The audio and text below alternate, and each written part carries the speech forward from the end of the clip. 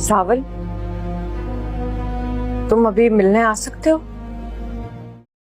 जब सनवाल और पिया को यह खबर मिलती है कि आलियार ने अदालत में अपने ही पिता दाऊद के खिलाफ सच का साथ देते हुए सारे सबूत पेश कर दिए हैं, तो दोनों हैरान रह जाते हैं। किसी को उम्मीद नहीं थी कि आलियार इतना बड़ा कदम उठाएगा। उसकी गवाही से केस अचानक बहुत मजबूत हो जाता है। अगले दिन पिया जैसे ही कोर्ट पहुंचती है, वहां का माहौल उसके लिए जहरीला बन जाता है। दाऊद का वकील और मीडिया वाले पिया के चरित्र पर सवाल उठाने लगते हैं। वे खुलेआम कहते हैं कि पिया ने ही आलियार को बहकाकर उसके पिता के खिलाफ खड़ा किया है। ये आरोप सुनकर पिया का दिल टूट जाता है और वह सबके सामने रो पड़ती है। इधर दाऊद के मन में जहर भर चुका होता है। उसे लगता है कि उसके बेटे को उसके खिलाफ करने वाला असल में सनवाल है। गुस्से और बदले की आग में वह अपने भरोसेमंद गुंडे सिकंदर को सनवाल को खत्म करने का हुक्म देता है।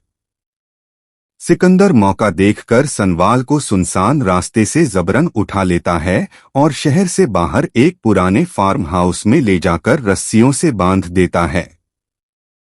जब काफी देर तक सनवाल घर नहीं पहुंचता, तो टिपू बेचैन हो जाता है। वह तुरंत सस्सी को फोन करता है। सस्सी बिना देर किए यह बात डीसी शहरयार तक पहुंचा देती है। शहरयार फौरन पुलिस हेडक्वार्टर से सनवाल का मोबाइल ट्रेस करवाता है। लोकेशन एक वीरान फार्म हाउस की मिलती है। शहरयार भारी पुलिस फोर्स के साथ वहां छापा मारता है। पुलिस को देखते ही गुंडे भागने की कोशिश करते हैं, लेकिन सभी पकड़ लिए जाते हैं। सनवाल को रस्सियों से आजाद कराया जाता है। गुस्से में सनवाल गुंडों की जमकर खबर लेता है और डर के मारे वे सच उगल देते हैं कि उन्हें यह काम सेठ दाऊद ने सौंपा था। यह सुनते ही शहरयार दाऊद के खिलाफ गिरफ्तारी का आदेश जारी कर देता है।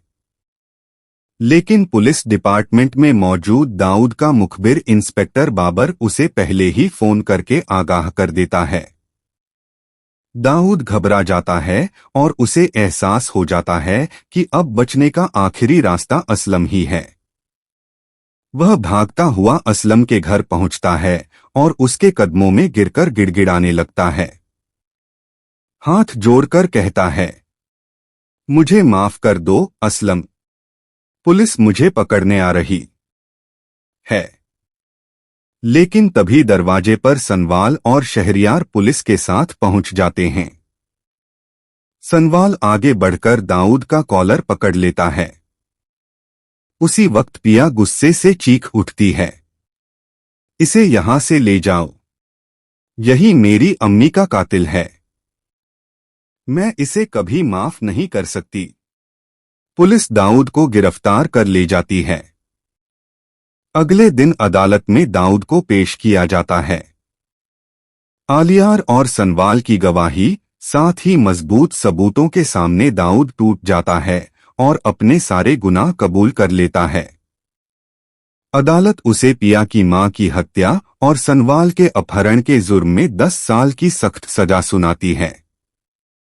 घर लौटकर असलम साहब पिया के सिर पर प्यार से हाथ रखते हैं और कहते हैं, बेटी, अब हर दर्द और हर मुश्किल खत्म हो चुकी है।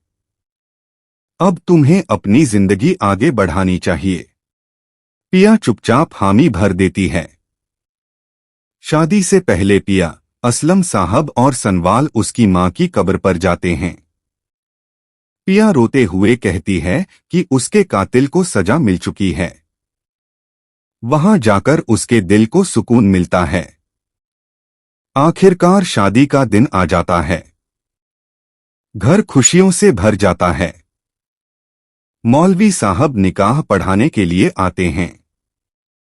तभी अचानक आलियार वहां पहुंच जाता है।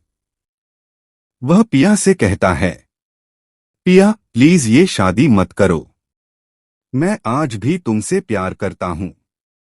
लेकिन पिया पूरे यकीन के साथ जवाब देती है, आलियार, मेरी मोहब्बत सिर्फ सनवाल है। आलियार टूट जाता है और अपनी हार मानकर हमेशा के लिए ऑस्ट्रेलिया चला जाता है। मौलवी साहब निकाह शुरू करते हैं। कबूल है पूछने पर सनवाल और पिया दोनों खुशी से कबूल है कहते हैं। असलम साहब नम आंखों से पिया को विदा करते हैं।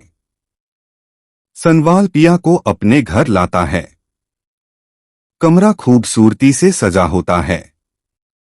सनवाल उसका हाथ थामकर उसे एक डायमंड रिंग पहनाता है और वादा करता है कि वह जिंदगी भर उसे खुश रखेगा। अगर आप सनवाल और पिया की आगे की कहानी देखना चाहते हैं तो हमारे चैनल को लाइक, सब्सक्राइब और शेयर जरूर करें।